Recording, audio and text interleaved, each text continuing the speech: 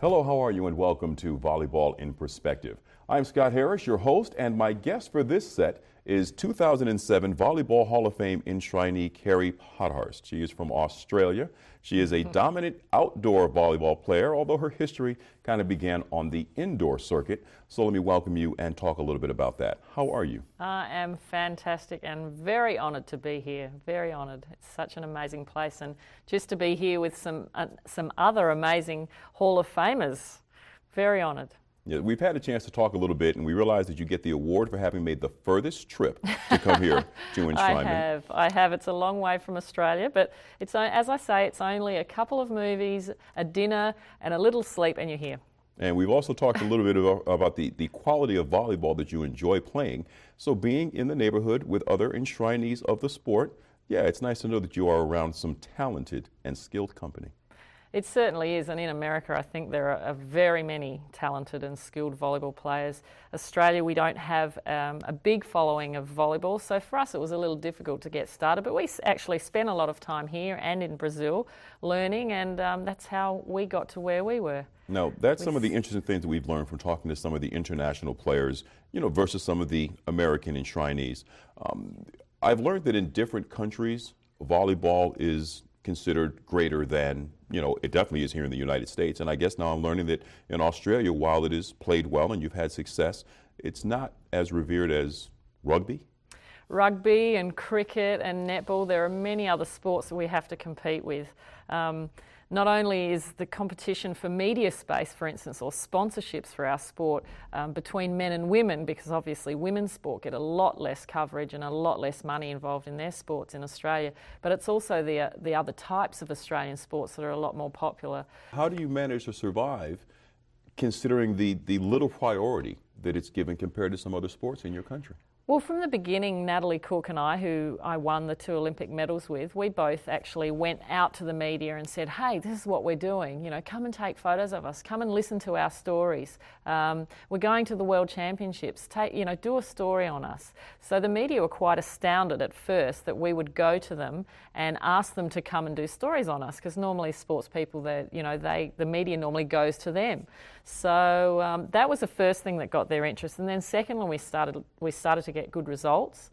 And then we spent a lot of time in other countries. So when we did come back and they were interested, you know, what have you been doing? Where have you been? How are you getting these good results? So although we had competition with the other sports, I think because we're a little bit different in the way we're doing things, that was interesting. And that got the media interest. Sponsorship comes, I mean, when we're on the beach, we're in bikinis, so, you know, we get certain sponsors that are attracted to that sort of lifestyle, and I guess you could say beach volleyball is a sexy sport. Certainly, they weren't as interested when we're indoors, but on the beach, yes. It's unfortunate in a way that we have to rely on that fact, but it's also fortunate that we can, I guess, gain interest for that reason. I would have never by chance dabbled that uniforms may have had anything to do with the attraction for women in the sport. But with that, where has it kind of gone, and is it going to continue to grow, in part based on what you and some of your teammates, colleagues within that have done to help grow the sport? Absolutely. Look, I think the fact that the sport is sexy, that's certainly always going to give it a certain level of recognition. But in Australia, because we have won 2 Olympic medals, we both competed again in Athens, but with different partners in the last Olympics in 2004.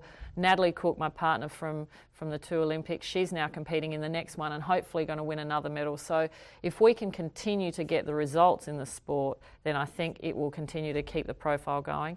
Another thing is the American promoter of the American AVP series is actually looking at buying out the Australian tour. So I think if we get somebody who's had the experience of making the tour big and professional and fantastic and exciting as it is here in America, I think that he can translate that in Australia, and we'll see big things in the future. Mm-hmm. And considering they've taken the tour to a point where they've removed it not just on the beaches, but they'll hold it inside of sports arenas, just truck in the sand and put the nets up, and you are on. Exactly. Let's talk a bit about what it was that inspired you to become a volleyball professional, great success. Maybe where else your athletic talents could have gone if you didn't go to volleyball. Well, I first started playing volleyball purely because my brother came home one day after school and said, Kerry, can you join in one of our social indoor volleyball games? We need 6 people on the court. When the whistle blows, you can just step off to the side and we'll play. So I figured that I'd help him out that night, and I went along to his social game, and I really loved it, and I actually stayed on the court and kept playing. And at the end of the game, he said to me, well, you're 6 foot tall, you're reasonably coordinated, why don't you come to my club team? And he invited me along to his club team, and I was then scouted by one of the best coaches in the country. Luckily, she had a club team close by, and I changed clubs, and by that stage, she then taught me all the skills and gave me a great foundation, and I went on, and I loved the sport, absolutely loved it.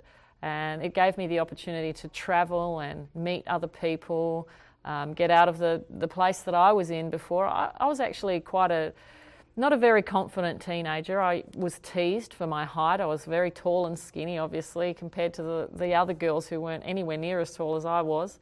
And that made me self-conscious. But by finding sport, by finding volleyball in particular, it gave me something that I was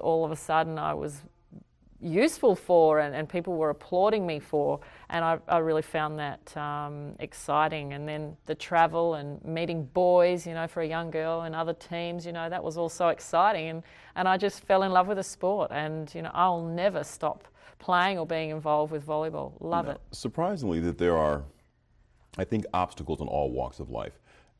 Australian volleyball, I'm sure, still kind of growing, but are you considered to be kind of a pioneer for the years that you kind of got it up and going? It just recently became an Olympic sport, and et cetera, et cetera. So some of the obstacles that you had to face to be able to help keep it or bring it to the mainstream in Australia? Well, the obstacle is always getting the media time and, the word out there about our sport when there are so many other sports involved in our country. But personally, for me, obstacles that I've had to face, I went on to play 10 years of indoor volleyball, and I then had a serious injury. And I wrecked my knee, basically. I ruptured my cruciate ligament, my medial ligament, and all of my meniscus. And I was 27 at the time. Came down off a block? Came down off a kill? Came down off a kill. I was blocked. As I landed, the ball was rebounding very slowly next to me. I figured I'd be able to get that one myself, and I landed and twisted at the same moment. So my foot stayed stuck, and my body just wrenched all my ligaments and tore everything. I'm going to try not to wear the grimace of what your pain must have been like. Well, in a way, there almost wasn't pain because it ruptured everything. So I did a really good job. I'm always really good at what I do, and I did a really good job at my knee. But after a year, I didn't think I'd ever be able to play volleyball again. Okay, so a direction where I wouldn't have thought to go, but I think it would be nice to hear what it's like being a great athlete and having to find the inner self to bring yourself back from such what could have been a devastating injury.